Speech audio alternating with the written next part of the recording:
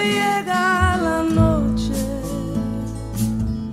yo recuerdo tu cara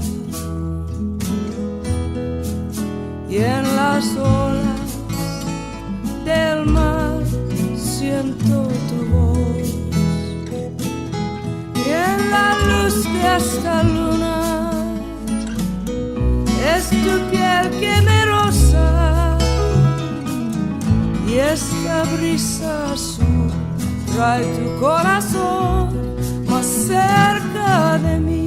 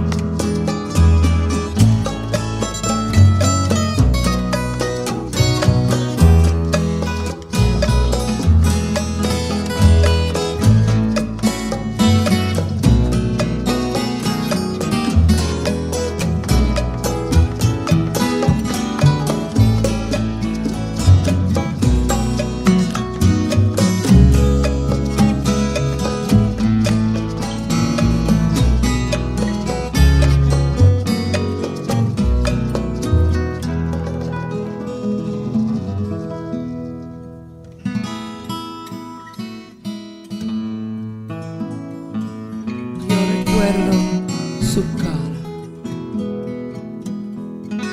y en las olas del mar yo siento tu voz y la luz de esta luna es tu piel que me roza y este brisa azul trae tu corazón más cerca de mí. Esta brisa azul trae tu corazón más cerca de mí.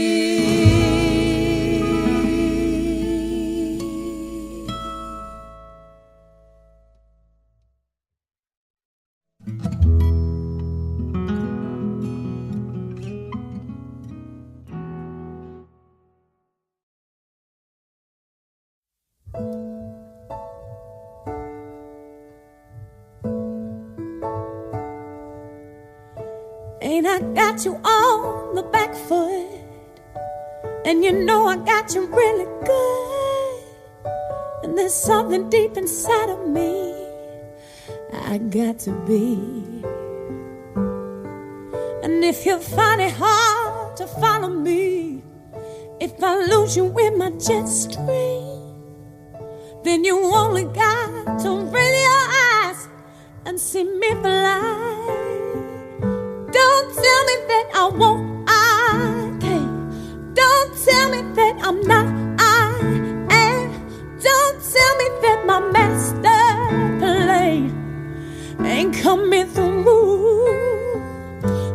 you tell me that I won't, 'cause I will. Don't tell me how to think, 'cause I feel. And yes, I know what's real and what I can do. Something that you won't see every day. A little girl who found her way through a world that's designed to break on loving your dreams. And if there's one thing I would say to you, is that there's nothing that you can't do. And yes, it's all about your attitude. Don't let them get to you. Don't you tell me that I won't, I can't. Don't tell me that I'm not, I am. Don't tell me that my master play ain't coming through. Now don't you tell me that I won't, I will. Don't tell me how to think, 'cause I feel. And yes, I know what's real and what I can do. Ooh, yeah. Ooh, hey. Oh, don't you tell me nothing, no.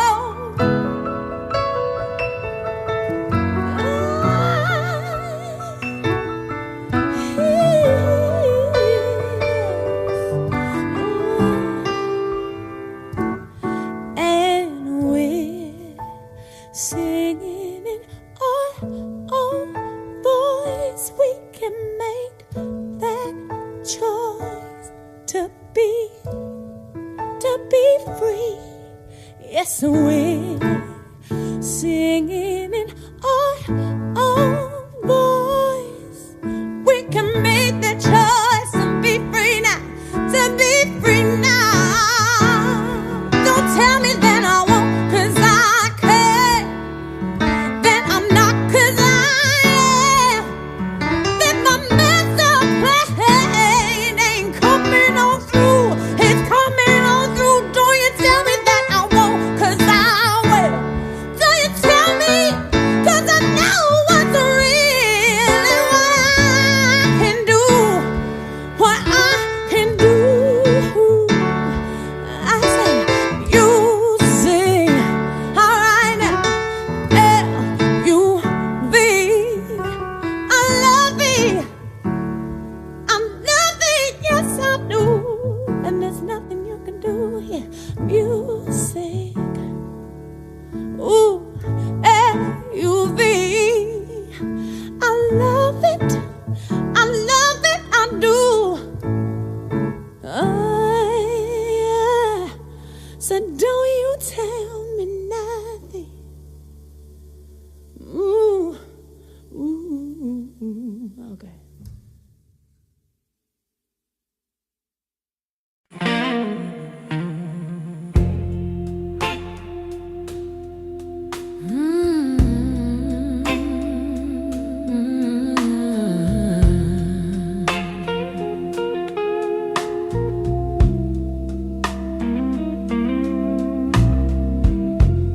The bar lights glow like fire in the dark tonight. A lonely jukebox playing something slow and blue. I take a sip of whiskey just to ease my mind, but every drop keeps bringing back the truth. Oh baby, love can cut so deep. Even in my dreams, you'll never leave. I got whiskey in your memory, burning slowly inside of me. Every note of this old guitar feels like telling my broken heart. I got whiskey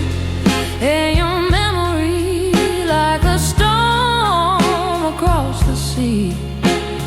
If loving you was my only crime, then this lonely blues is mine.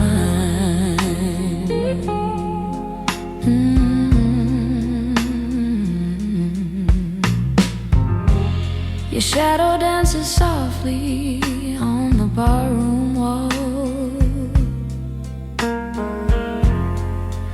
like you never really walked away from me. The band keeps playing low tonight, like they can feel this so hard bleed. Oh baby, love can leave a scar, even when you're miles apart. I got whiskey and your memory burning slowly inside of me. Every note of this old guitar feels like telling my broken heart. I got whiskey and your memory like a storm across the sea. If loving you was my only crime, then this lonely blues is mine.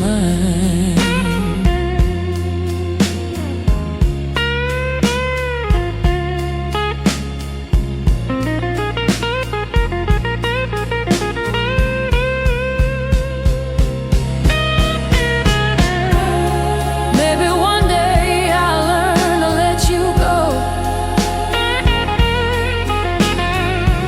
but tonight this pain still steals the shore.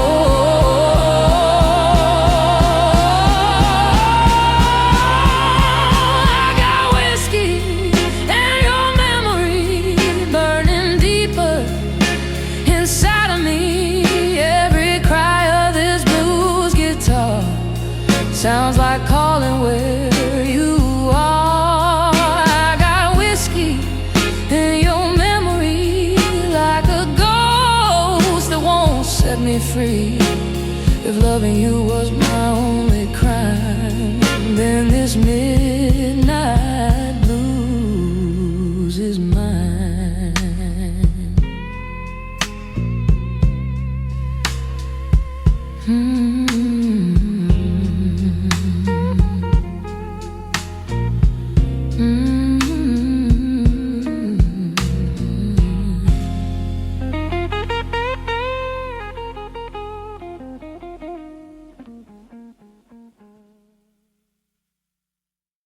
Ain't no use to sit and wonder why, babe, if you don't know by now. Ain't no use to sit and wonder why, it'll never do somehow. Oh, when your rooster crows out the break of dawn, look out your window and oh, I'll be gone. Oh, and you're the reason I'm traveling on. Don't think twice, it's alright. Ain't no use in turning on your light, babe, the light I never knowed. Oh, now it ain't no use in turning on your light. I'm on the dark side of the road. Oh, now I'm thinking and wondering, walking down the road. Oh, I once loved a man, a child, I am told. Oh, I gave him my heart, but it wanted my soul. Now don't think twice, it's alright. Ain't no use in calling out my name, boy, like you never done before. Oh, now it ain't no use in calling 918 now. I can't hear anymore. Oh, I wish there was something you might do or say, oh, to try and make me change my mind and stay. Oh, but we never did too much talking anyway. Now don't think twice, it's alright.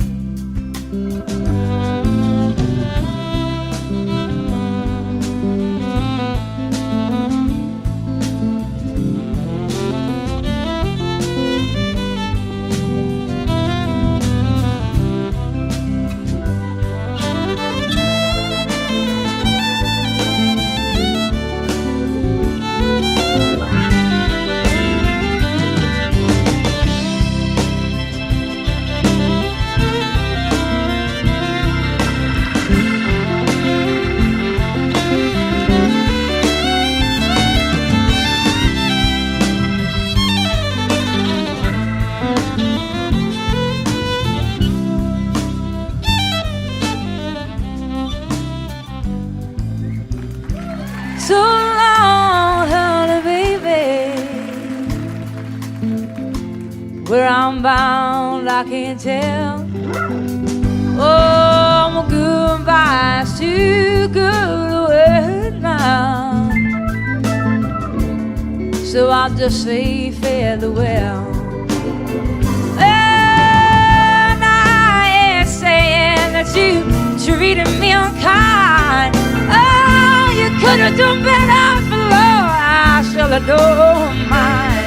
Oh, you just kind of wasted all my precious time. Now don't think twice, it's alright. Oh, you just kind of wasted all my precious time. Don't think twice, it's alright.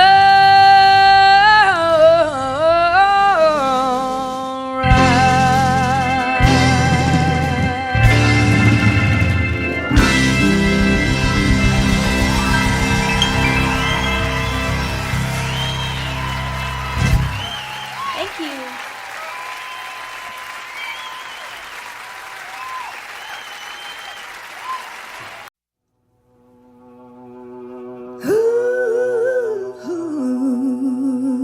Yeah.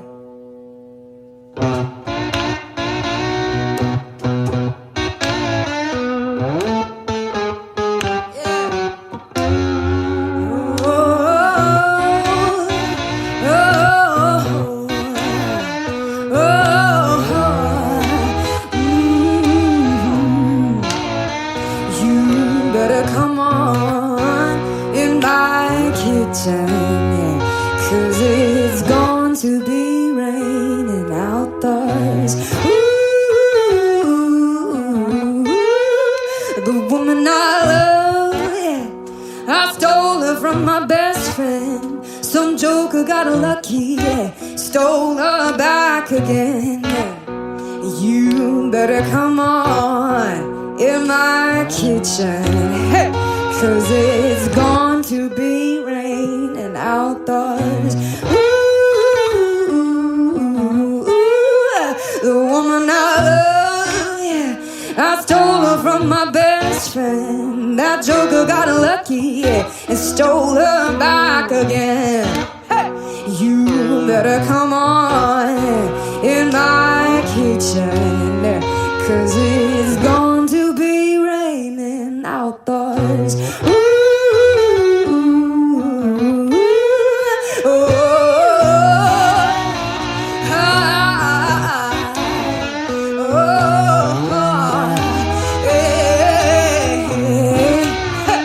you better come on in my kitchen, 'cause it's going to be raining outdoors. Ooh.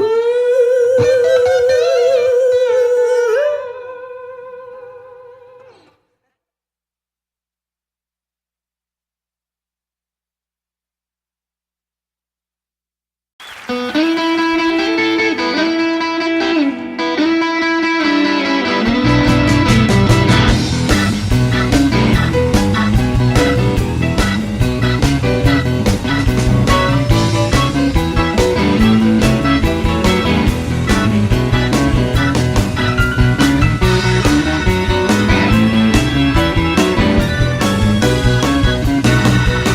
the first time I saw him, I melted on the floor. Every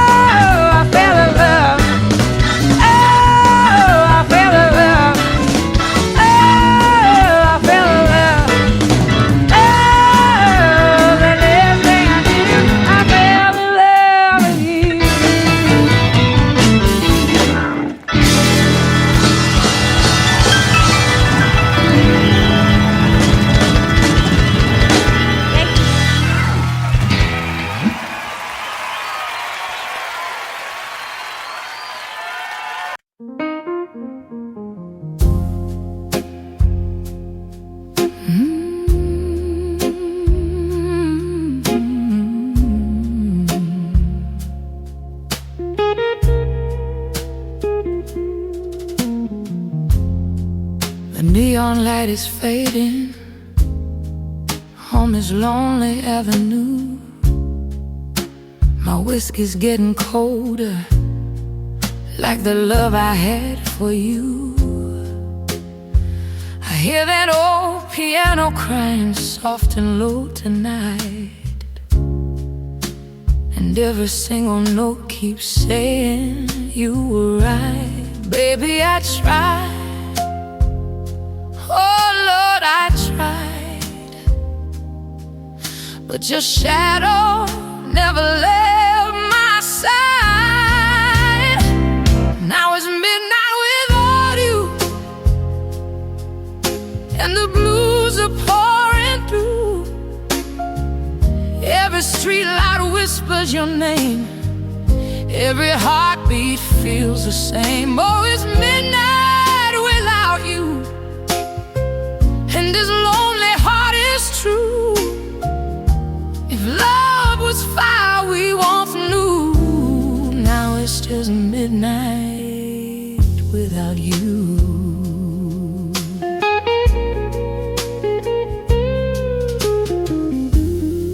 Your photograph is dancing in the smoke above the bar.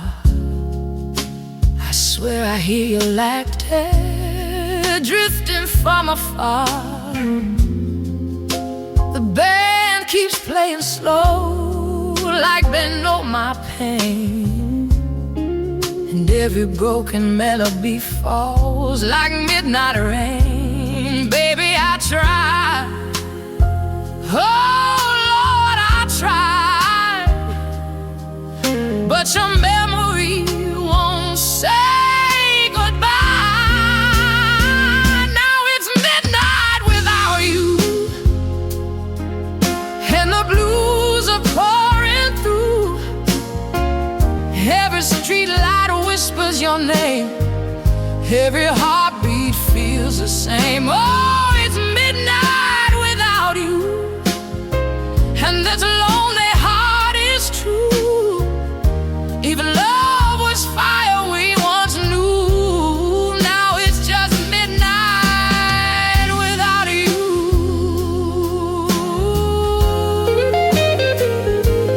Maybe tomorrow the sun will shine again, but tonight this heart won't mend.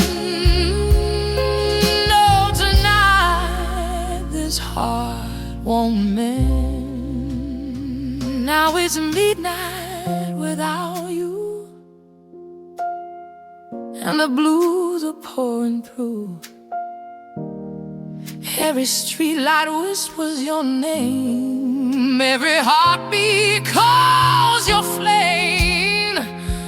Oh, it's midnight without you, and this lonely heart is blue. If love was fire we once knew, now it's just midnight without you.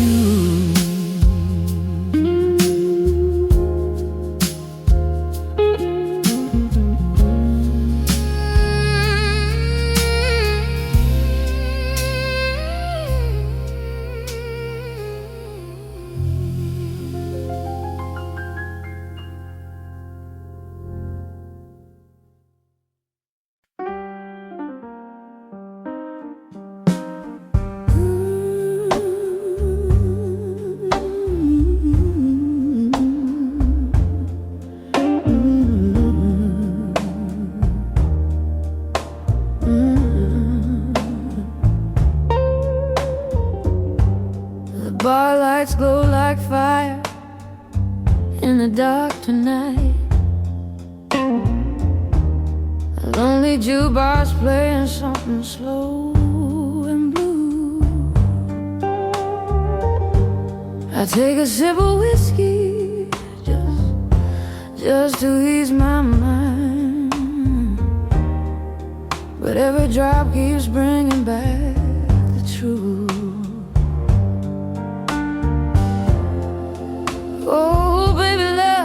cut so deep. Even in my dreams, you never leave. I got whiskey and your memory burning slowly inside of me. Every note of this old guitar feels like telling my broken heart. I got whiskey in your memory, like a storm across the sea. If loving you was my only crime, then this lonely blues is mine. Your shadow dances softly on a barroom wall, like you never really walked away from me. The band keeps playing low and slow night, like they can feel this old heart bleed. Oh, baby, love can leave a scar, even when you're miles apart. I got whiskey in your memory, burning slowly inside of me. Every note of this old guitar feels like telling my broken heart. I got whiskey in your memory, like a storm across the sea. If loving you was my only crime, then this lonely blues is mine.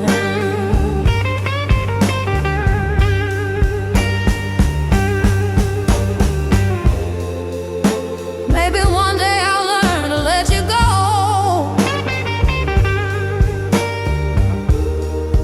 but tonight this pain still steals the show. I got whiskey in your memory, burning deeper inside of me. Every cry, this blues guitar sounds like calling where you are. I got whiskey and your memory, like a ghost that won't set me free. If loving you was my only crime, then this midnight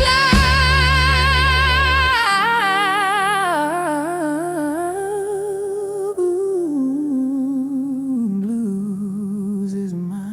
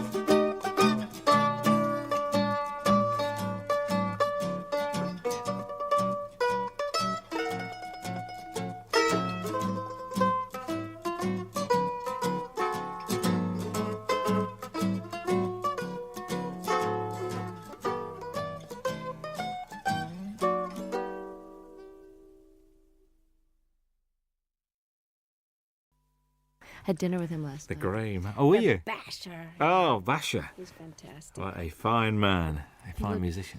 They've got a picture of him on the wall of this VH1 studio in Camden Road where we were, and he looked like a lemur, like, because he's just had really light blue eyes, and just the photograph looked like he was holding a guitar, and he just looked like one of those exotic Madagascar lemurs that only come out at night. It was just great. We I used to run a little venue in the north of England, which was an old wooden pavilion that was been knocked down now, and we booked this band one night, and they pulled. So the agent said, "Well, I've got this other band called Brinsley Swartz. Do you want them to come?" Yeah. So we said, "Okay." So they turned up, and it was just brilliant. They went down a storm, and it was a really, really good gig. It was just amazing. Very, very good. Are we rolling? He's Okay. one of a kind, Oh, really. One man. of those people that you're just so glad he's around. Paul Carrick as well. Oh, great guy. Well, Bonnie, We're still here with our same jobs. I knew you were going to It's say a miracle, isn't it? that. A live album, and about time too. Tell me about it. Yeah. Not from lack of wanting. Really? So why now? A couple of reasons. I've been being besieged by people over the years that say, your live shows really capture you, and if only you could get one out, you'd really come across. And I was all ready to do one because of, Little Feat years ago had that great Waiting for Columbus album, and it really broke through and captured them in a way that the studio ones, although those were great too. And I just have been waiting and waiting, but the situation with Warner Brothers, where I was for the first 9 albums up until 82, I was with Warner's, and I wanted to do the live record after my 8th record, and it just they didn't really feel, and neither did I, that the promotion for it went well, to put it mild. I'm trying to be polite. And radio really stopped playing any kind of progressive format, so I was basically shunted off into the hinterlands of fringe music. And even though I was selling well in my concerts and my core audience bought my albums, it wasn't the right label situation to put out a live record, because they didn't care enough, frankly. So it took me a while of waiting to get on a new label, and then God knows, after the Grammys hit, things have been really great with EMI Capitol, and I wanted 3 studio records under my belt to draw from great songs that people would be familiar with. And I've been basically planning to have this lineup of guests for a long time now, and finally I've got the great band that can play the songs as well as the ones that play in the studio, because most of them are the ones that are on the records. Indeed. I can't believe that these friends just happened to be around. There must have been a lot of phone calls going out to get all these guests on this album. Well, you've got to plan, because people's schedules are way in advance. I mean, I know what I'm going to be doing 5 years from now almost. So everyone's booked, and everybody's got their own album schedules. And Jackson said, I'm going to be recording, but it's if you can film and record in California, I bet you I can fly up for the day. Hornsby had already made room in his schedule for me. And this was planned in March in order to secure the mobile truck. The concert venues go on sale, at least a couple of months before. And, of course, the film crew, we had 9 35-millimeter camera, film for 2 days. So, that's almost $1 million type of proposition just for the film alone, to film the 2 nights. And so, yes, it had to be way planned and approved and paid for in advance. But I must admit, the sound of the album is one of the best live recordings I've ever heard. Oh, fantastic. And I'll tell our engineer that, because he worked his you-know-what off trying to make it. Because I'm not a big connoisseur of live albums. I mean, I listen to James Taylor's and Peter Gabriel's, and of course, Little Feats I play a lot, and I have some live Westwood One radio programs that I've listened to and gotten copies of live performances where I've missed someone's tour. But I really wasn't an audiophile enough to know that it turns out, I've found out from doing interviews, that most live albums get listened to once and put on the shelf. So Ed said, he really wanted to go for, making this the best live sounding record he's ever heard. And he studied a lot of them about how much echo in the room echo to leave in, and how much clapping between songs, and how much talking, where there was a lot of deliberation that went in. And of course, each song is from sometimes a totally different night in a totally different hall. So there's a lot of post-production work that went into this. And it works so well. A couple of things. Vince Gill has described you as the wildest lady he knows. All right, Vince. What do you think about that? I think he's the guy that all of us would love to get wild with, actually. He's the nicest star Well, actually, Brian and Bruce and Jackson, my special guests, are pretty nice, too. In the unneurotic field, you know what I'm saying? That people that are just folks when you meet them. I don't know if that was your impression, but I know that Vince and I, over the years, I mean, when he was in Pure Prairie League and I was still on Warner's, we ran into each other, and we actually did a duet together when he was first a solo act. We did a song called Let's Do Something Even If It's Wrong. And he and I were both kind of wild.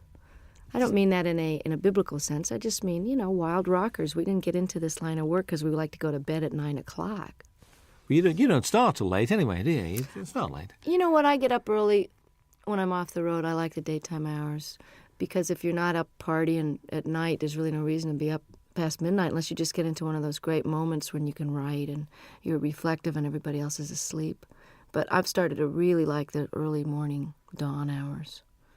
In London, when there's nobody else around, it's very good. I was in New York last year, and we drove out of the city we just drove out for about an hour at about 6, 7 o'clock on a Sunday morning. Nothing in New York. Very strange feeling. I very, bet it was very bizarre. strange. I bet. Very, very weird. Do you think marriage has given you a different outlook on life? Have you calmed down or not? Or do Michael and you have a sort of a thing, you know? I don't think marriage has much to do with the calming down. I think just getting older, from your 20s to your 30s, there's a certain calming down. And I don't know about your life, but most of the rockers I know, and by rockers I mean not such as a musical categorization as in party as much as you want and can get away with kind of a thing. You know, like I would never jeopardize my job or walk around stumbling. And, you know, I never was one of those kind of visibly out of it kind of a person where people would comment on it. It was more like a private thing after the show. But lifestyle changes in your 30s are necessary if you want to keep your wits, your memory, your looks, and your health, not to mention the most important, which is your music. So even though I never jeopardized my job, I think my effectiveness, how many hours of the day I was able to be productive, was starting to get affected by my extracurricular activities. So my calming down that way happened in my mid-30s when I kind of quit drinking and took up yoga and bike riding and doing all those things with the ravages of time so that you end up feeling more energetic and more able to do your gig and have more fun because it just isn't fun to feel bad, you know. I mean, I know some people make a career out of it, but the feeling bad is for the young. And marriage has just been, it's a challenge, and it's very adventurous, and it's exciting to know that somebody's not going anywhere when you have a big row. But it's also comforting to know that there's a level of commitment that makes the rough times more doable, and that makes the sweet times very, very deep.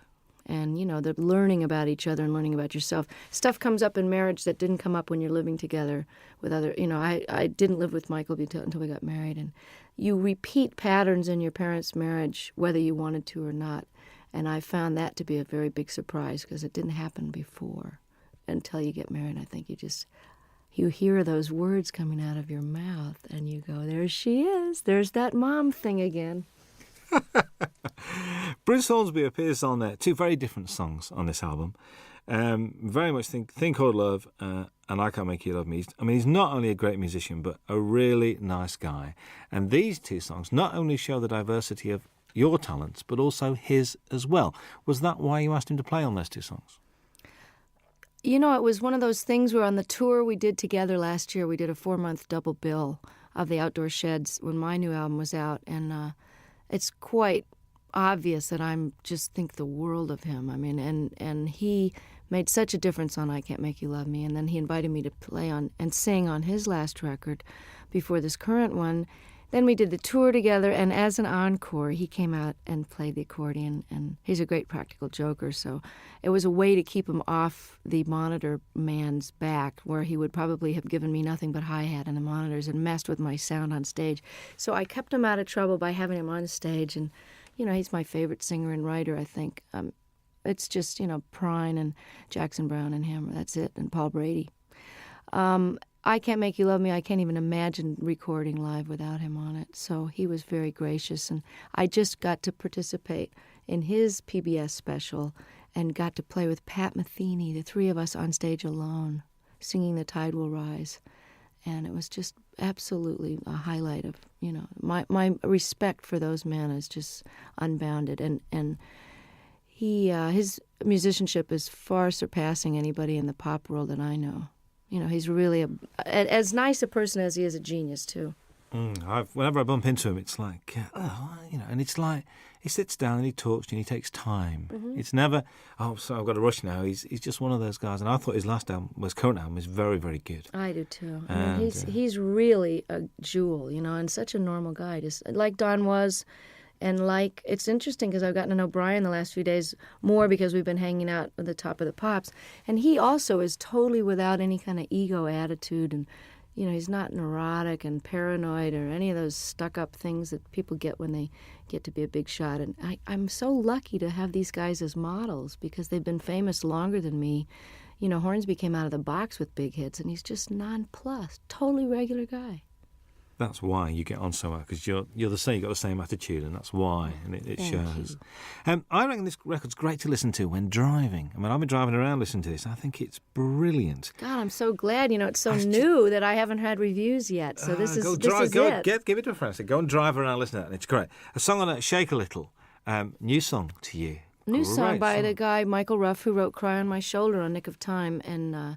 I listen to so many tapes of things where people have a cover letter that says, "This is so perfect for you. We've had you in mind," and then it's just dreck. So I appreciate the thought, but, I don't know whether to throw a bucket of water on them the next time I see them or just never answer their phone call. And then there's these jewels like Michael Ruff, who's a brilliant artist on his own and has never gotten the attention he deserves. And I think he's actually got quite a good career in Sweden going on for some reason. But he had 2 great records on Warner Brothers years ago, and women are all mad for him because he's absolutely gorgeous. But what an unbelievable tune. I'm glad you mentioned it because I love it. I think it made a good single, actually. I was listening to it. I think so, make too. A good single. Matters of the Heart is haunting. I mean, that's one where I think you mentioned this capturing the audience. You could hear a pin drop in that auditorium. They're all there as one, I think. I mean, and hadn't heard the song before, too. So that was really which is great. like, ugh. Yeah. And, did you feel that was a special performance that night with them? Exactly. That was why we picked that night's performance. I mean, all the great part about recording 6 nights is that we really got the best performance of each one. It was hard to choose sometimes, but there was always one that had that pathos and a unity of, whether it was a spontaneity or just not thinking about it. Everybody forgot about the tape, and the audience, for whatever, it's almost like a great meal or making love. There's just that one evening where you're doing the same thing with your lover that you've always done, but it's just fitting and feeling perfect. And that this track has got a soulfulness to it, kind of a Ray Charles thing that, Michael McDonald is an incredible writer and singer. So the fact that to wrap myself around one of his songs like this is, you're as good as your material, and like I Can't Make You Love Me, this is one of those classic songs. I think what's nice about this record as well is it's not Bonnie Raitt's greatest hits live, which I'm so pleased about. It's a real, it's almost it's a comment and it's a reflection. Was that purposeful, the way you selected the songs? Yeah, and I'm glad to hear you say that. This is terrific that it's coming across, even in its shortened one-disc version of the 2-hour concert. I mean, we were actually surprised, Don and I, when we had to narrow this down, that this played as well, and we almost like this order better than the ones with the extra 4 songs on it. I had no intention of doing a greatest hits because why would somebody want to buy it? Well, I suppose they would want to have all those so-called hits on one record, but why not try letting the songs go out the way they've evolved over the last few years? I mean, Love Me Like a Man, I recorded in 1972, and the guitar solo is never going to be the same twice. And certainly Have a Heart and Love Letter and different songs from Nick of Time, all of these songs have taken on their own character depending on the tour that we play them. Each tour, everything gets a little shifted by the band members, because just to keep it interesting, but also they just grow. Tempos are changed, Have a Heart has a kind of a South African guitar part on it, and that's partly because I've got one of the greatest guitarists as a foil now, George Marinelli, who used to play with Bruce Hornsby. So I wanted to add something different to the older songs and give people, we got 6 new songs, so it's a little bit of everything. I think so. Charles and Ruth, I'm pleased they're on there. I get the impression the way you work together, there's a real mutual respect amongst the three of you guys. Oh, total. And I mean, of all the people that are on a stage at once, everybody has admiration so deep that, I hope it comes through, and I'm glad to hear you say that it can be felt, because Ruth Brown single-handedly was such an influence on Etta James and Aretha Franklin and all the people that I grew up listening to when I was old enough to read about their influences. They were the ones that mentioned Ruth, because I, of course, was only 1 year old when her first record came out. But she's built Atlantic Records with her singles in the late 40s and 50s, as did Charles Brown, who's no relation, by the way. They're just from a totally different part of the country. But he also was seminal in starting the whole West Coast blues sound, the transition between the post-war jazz era, and he took his Texas very funky roots. He also was classically trained, and he melded them into the style of jazz with the Art Tatum flavor and the beautiful classical music, to where Nat King Cole became famous based on the music that Charles Brown was doing. And, of course, Ray Charles is a direct descendant, although he doesn't credit Charles, and has never turned around and really helped him, nor have Chuck Berry and some of the other people that really grew up idolizing him. And I always felt it was strange that the great rhythm and blues artists and the white artists of today, who owe such an incredible debt to these pioneers, would not only not put them on the show, or at least throw some money towards the organization out of which they can get some health insurance, since they didn't get any royalties. Because this is the biggest criminal revelation I found out in the last 6 years, is that nobody before 1970 did get royalty participation. And we've just now gotten to the fourth large company to only now, 6 years after the organization was founded, to agree to pay a 10% royalty starting today, for example, as opposed to 30 or 40 years of lost royalties and 10 years of CD sales with no money coming, no health insurance. Every other industry has health insurance and takes care of their own, except ours. So this is a call out to the other artists that are listening and fans to make sure you support the reissues that are paying royalties, and don't buy the bootlegs, and don't sell the records direct. Send the money directly to the artist, believe me, before you rip them off for the third time. Absolutely. That's the Rhythm and Blues Foundation as well we're talking about. Yeah. Good to see blues on this. A fine tribute to Mississippi Frag McDowell. And I remember one night in the middle of winter going to Lancaster University, which is like in the middle of nowhere, because a friend of mine rang me up and said, "We've got to go and see this guy playing." I said, "What's it?" He said, "Mississippi Frag McDowell." I said, "Okay, we'll go." Went along, there was 8 people there. But the guy putting it on loved him, and it was obvious. The guy running the gig said, "Look, I spent my money on this, and just come and enjoy yourself." Isn't that the greatest? Because Fred, I'm telling you, was the most exuberant blues man. They always say, oh, they're so full of pain and grief. I mean, Fred loved to play more than anybody I ever saw, and they're just re-releasing I Do Not Play No Rock and Roll, one of the greatest double albums, and I think it was recorded here in London. I'm not sure if that was the one, or maybe there was just that in concert where he's wearing this Mexican poncho over a bright yellow sharkskin suit with a bolo, string tie, just unbelievable getup, and loved the girls used to just flock around him, these little white American and English girls just bat their eyes at him, and he loved it so much. Just like John Lee Hooker is just rolling around enjoying his success now, Fred was like that, and one of the greatest Delta bluesmen that ever lived. I mean, you say on there, you think these songs get better with age. Do you think your work gets better with age? I sure hope so. I mean, don't you think you're better at your job now? You got more seasoning and humor and perspective and knowledge.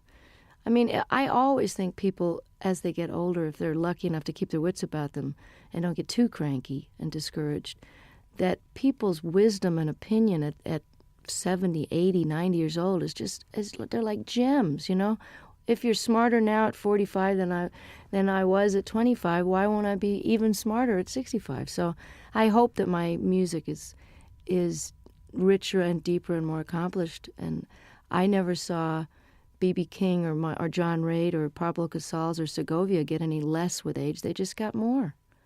Absolutely. You're always introduced, which I do like, as Bonnie Raitt and her band, including Hutch and Ricky now. I mean, they're part of the furniture. Hutch, how long has he been around? He's, well, a long time. He's has the distinction of being one of the only white guys ever play in the Neville Brothers, although they've had a white guitarist for a while. He is so respected by every type of musician. You know, he played in Central America, lived there for a while. The New Orleans cats think he's just it. He lived in San Francisco, was in a band called Copperhead. He knows Celtic music inside and out and can play jazz, Algerian music. I mean, there's nothing the guy can't play. And if you ask him a question, he can give you every detail of every side musician. So he's like a walking encyclopedia. These are sort of nice guys to have around, I think, to contribute to what you're doing. Oh, I'm so lucky to. And this is the best benefit of success, is that while Hutch has been with me for over 10 years, at whatever salary level I was at, he was with me during the rough years in the 80s too, rough meaning couldn't pay very much. Ricky, who has been a successful producer living in Australia, doing film scores and, you know, just co-produced the Boz Scaggs album. And, you know, for those of you, Ricky Fattar from South Africa, he was in a young band called The Flame that was quite famous and was in the Beach Boys for a while. I'm able to afford musicians of the level that I've got now, and that is probably that and raising really great amounts of attention and money for political causes that really need the bucks.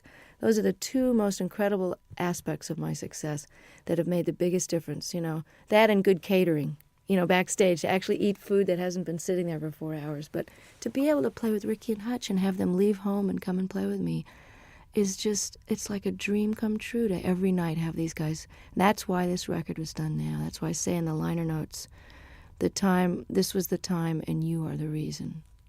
Absolutely.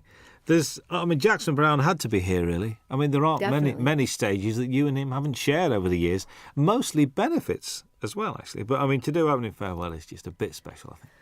And, you know, we didn't know what we were going to do. I was going to cut this wonderful reggae tune that he did on his last record called I Hear Your Heart Beating Everywhere. I love that song. And I thought we could have a duet, kind of a, you know, We Be 40 kind of a thing. I don't know. And we tried it in my key, and it just didn't sound as good as his. So I said, well, maybe we should send the band off to the wings and just sit here and play Opening Farewell. And it was just done. He came and never had a chance to rehearse it. He never had sung it in that key, never sung a harmony part. And all of a sudden, we're filming and recording it for the history, and he was really a champ. You know, I can barely look at him because I love him so much. And he's so gorgeous and never changes. But, yeah, I said that he had to be on the live record because he knows too much about me, and I'm afraid he's going to talk.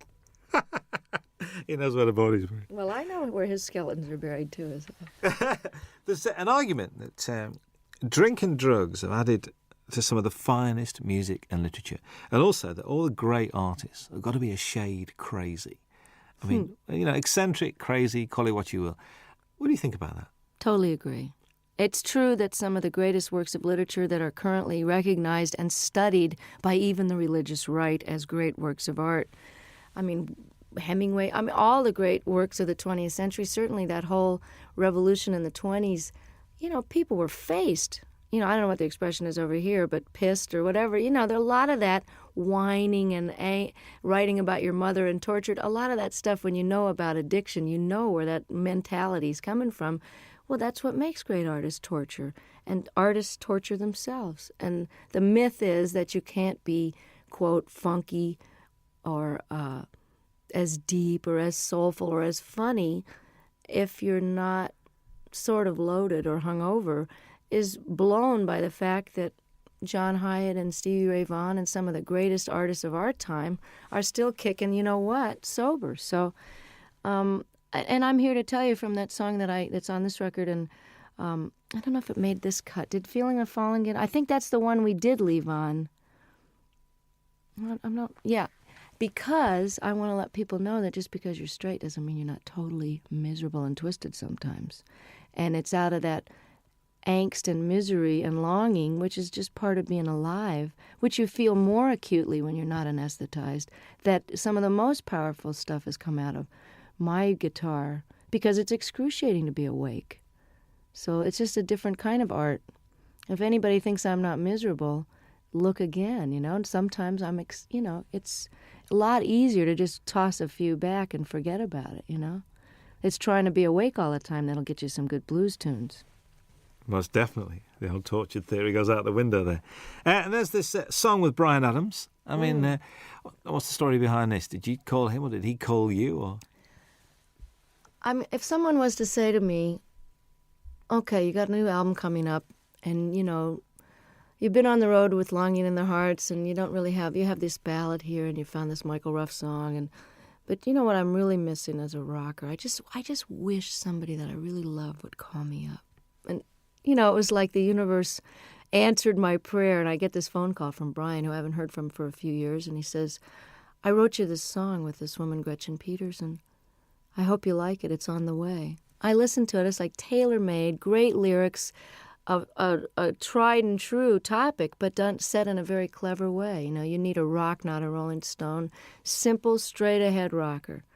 And then on top of it, his album was postponed, so as we got closer to the live recording, I went, oh, it would be really great, as if he could sing this with me. And he did. He said, I'm coming.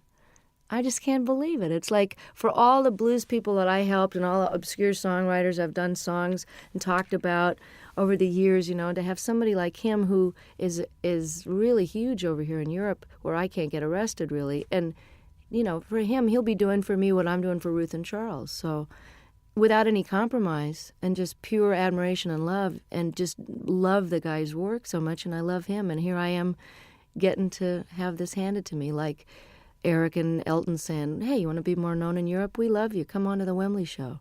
That's the payback, is that it all goes around in a big circle, and then I get more well-known, and I can bring Charles Brown over to Europe. So that's the way it works, Oh, that'd be very pleasant, actually. Very nice indeed. There's 3 songs that run together. There's Longing in Their Hearts, Love Sneaking Up on You, and Talking Heads, a storming version of that. All right. Were they the same night? Because they just run together. I think they are the same night, actually. But they were pretty slamming all. Sometimes we do Come to Me in the Middle, which we didn't have room for on the record. But again, you can get it on import probably. I always thought of doing Burning Down the House since I first got the idea. I've always wanted to cut the song, but I had no idea whether we would do it on this record or whatever. I didn't know if it would make the record. It was just one of those sound check into the last encore of the night. And, by the time you're at the encore point, your fans are so nuts. You can basically play Rachmaninoff's symphonies and get away with it with a reggae beat. But I love Talking Heads. I love this song. Always heard it with slide guitar. And it's very similar in the clavinet part to Love Sneaking Up on You. So I had them as a segue, like half of Burning Down the House into Love Sneaking Up on You. And about 3 gigs into the tour, all the reviews were mentioning, and the audience was jumping up and standing. They were mentioning Burning Down the House. So Don suggested, he said, hey, why don't you just finish the song and flip the order and stick it on there and we'll put it on the record. And I said, no, nobody's going to go for that. And hey, I like it. Listen, it works really, really well. Kim Wilson guests on the album as well. When the Fabulous Thunderbirds are one of the best kept secrets in Europe, like yourself. Well, that's why I plan to change it. I mean, I'm really glad that by doing a record with Delbert on Luck of the Draw, that 5 million people have that album and now know who Delbert McClinton are, as if anybody's been asleep in a closet and doesn't know. The other great white singer of rhythm and blues is Kim Wilson, and one of the greatest living harmonica players. And Kim and I have been talking about doing this song and performing it together for years, since they first wrote it on a record tastefully entitled Butt Rockin', which I'd love to hear him explain that to his folks. Oh, son, what's the name of your new album? Well, Mom, we decided to call it, So if I can get Kim more exposure in parts in the, for the moment that I'm in the sun here, and just let people know how brilliant this guy is, I'll be able to die happy, because he is just incredible. You know what? Listening to this record, I do have a problem, because I'm not now going to be able to say to people, you mean you don't know who Bonnie Raitt is? This is causing me a bit of disturbance here, because it looks like the single's going to work, and if the album works, you've knackered a lot of the things that you know how Bonnie Raitt is, and they go, who's that lady who sang that song. You See, know. I'm enjoying coming over here and still being a cult artist. And that, now I'm getting all letters from the people in the States going, you were mine for 20 years. And now I really resent the fact that everybody knows who you are and they're playing you in the supermarkets. But I wrote the guy back. I said, hey, 20 years in small theaters. Can't you cut me some slack? I get to have Ricky Fattar in the band and Hutch. Let me have a moment in the sun here. And while these rhythm and blues artists are still around, and while Kim deserves to be heard, let me show the rest of America about these guys. And I feel the same way about Europe. But if I'm a cult artist over here for a while longer, it would just be very nostalgic for me. I think so. It was a joy last time to walk into the Palace Theatre in Manchester and see it sold out. Wasn't that exciting? Joy. I'm inching my way to notoriety over here. And, I'm really thrilled that this record, that you think it's great, because I'm so proud of it. I mean, it took me a long time to get these songs together, and I took a lot of care in the mixing of it and the choosing of them. And I think if you're coming into me new, that you'll be able to get a good glimpse of what it was like before and some of the blues stuff. And, I don't think anybody should be determined by their latest single. So, I'm not a singles artist. So if you've never heard of me and you hear the Bryan Adams track and you like it, check out the rest of it, because there's a lot of good people on there that deserve to be heard while they're still able to play. I think so. I think how anyone cannot be moved by Jackson Browne's version of Stay, I will never ever know. And I just sang on his new record. It's just fantastic. There's a bit of to and froing, because you're on John Hyatt's record as well. Yeah, I know. Well, that's how it works. We all love each other, and, I'm so thrilled that they want me to come and play and sing on their record. There's a great band out in New Orleans called the Subdudes, and I'm on their new record, and that's a fantastic record. Support act on the tour, actually. Oh, it'd be. And That's if you got there early, That's right. They were over here in England. It's true. That's right with you. How's the songwriting going? I mean, we've been progressing. We've had like 3, 4. We're getting there. I'm inching up there in the quantity. But one of the reasons I'm taking a hiatus is because I haven't stopped working either on the Rhythm and Blues Foundation or the different benefits that I've done and organized. My own touring schedule, making up for all these years I didn't tour outside the United States. I haven't had any time to write, so it's time to go live a little bit so I've got something to write about. Because honestly, writing about the catering in my room in the hotel is not going to make it for a topic. And getting any more personal than I did on the last record would be a challenge, because I'm just going to have to figure out and take a break so that it's done from inspiration and not out of obligation. So does this mean that, I know because you're not a winter person, so come sort of spring, are you going to be treading these shores? I'm hoping to have the first break from touring in 25 years after this live record. I was doing this now, and I did a record with my dad, and it's out on Angel Records with a 42-piece orchestra. We did 3 songs together. It was just great fun.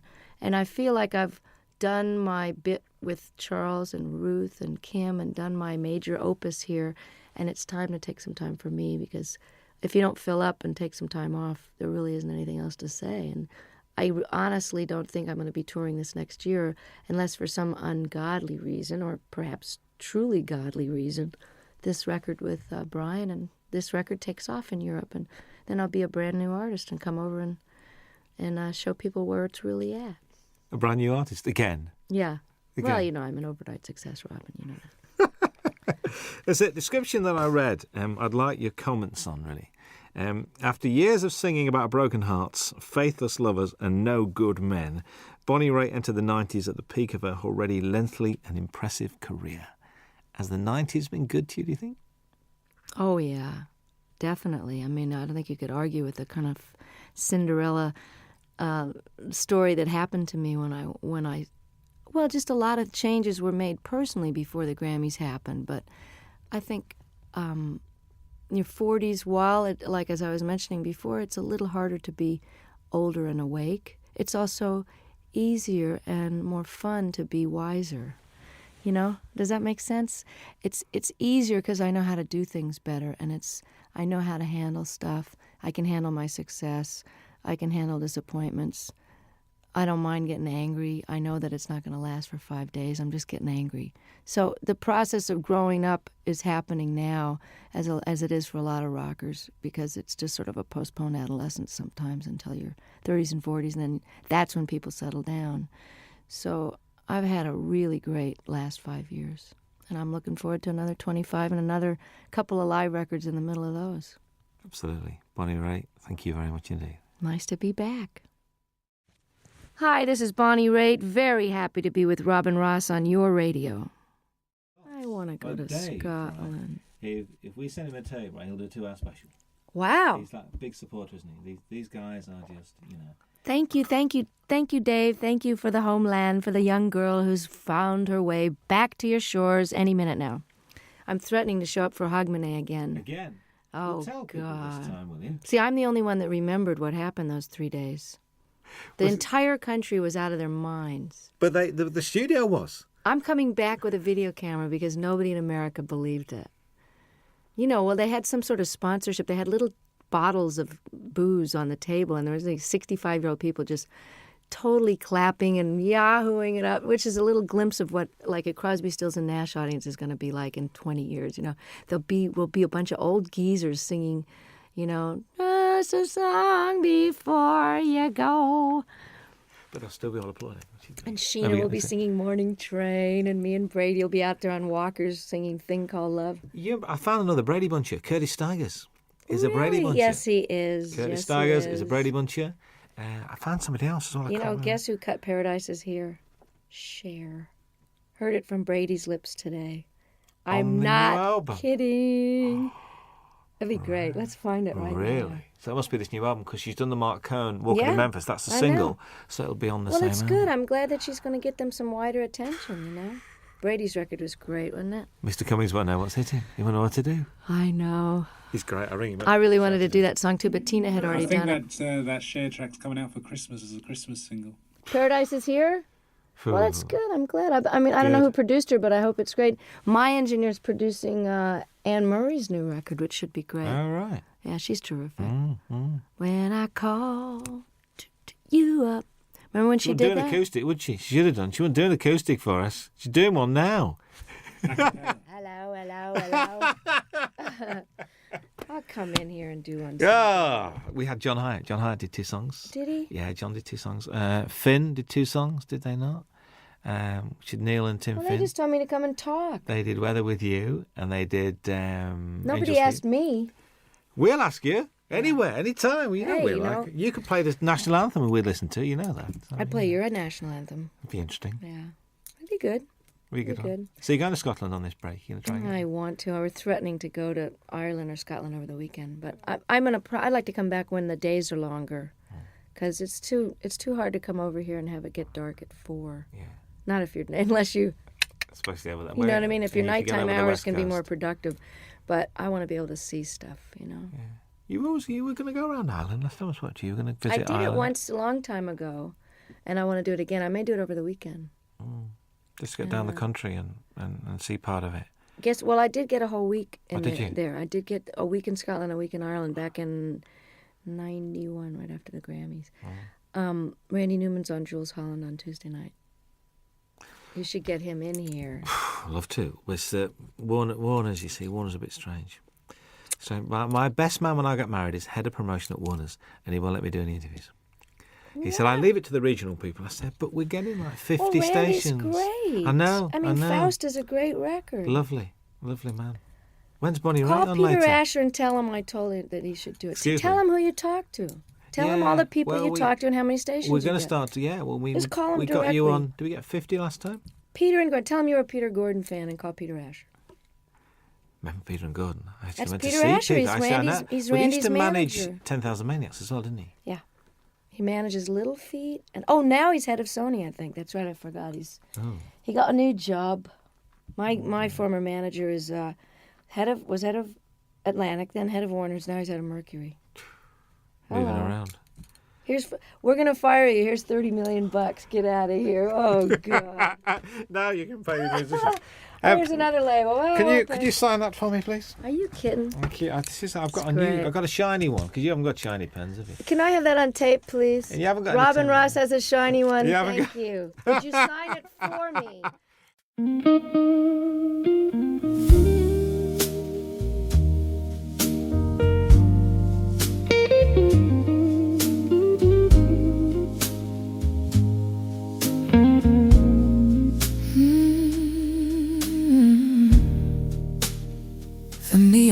is fading on this lonely avenue.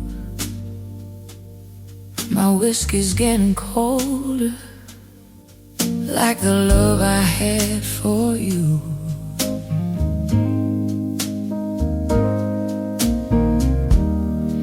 I hear that old piano crying soft and low tonight, and every single note keeps saying you were right. Baby, I tried, oh Lord, I tried, but your shadow never left my side. Now it's midnight without you, and the blues are pouring through. Every streetlight whispers your name, every heartbeat feels the same. Oh, it's midnight without you, and this lonely heart is true. If love was fire we once knew, now it's just midnight without you.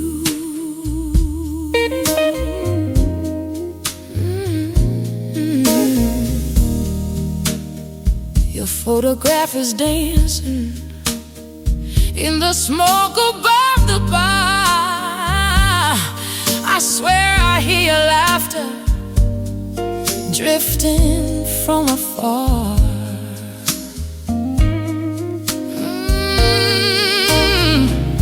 The band keeps playing slow, like they know my pain, and every broken melody falls like midnight rain. Baby, I tried, oh Lord, I tried, but your memory won't say goodbye.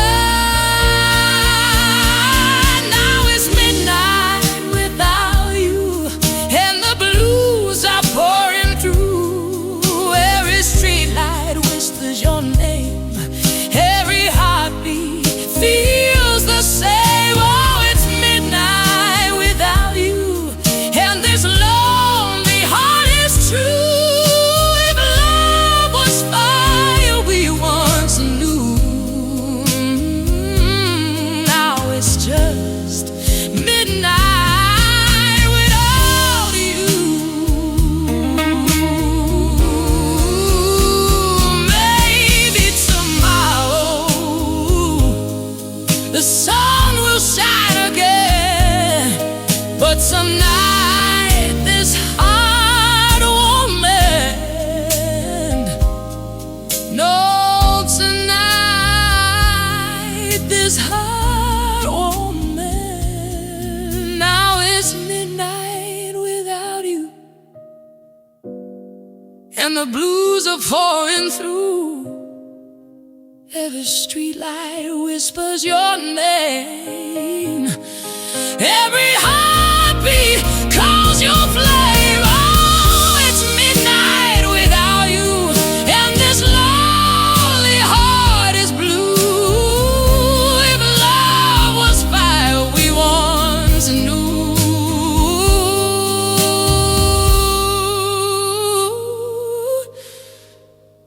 now it's just midnight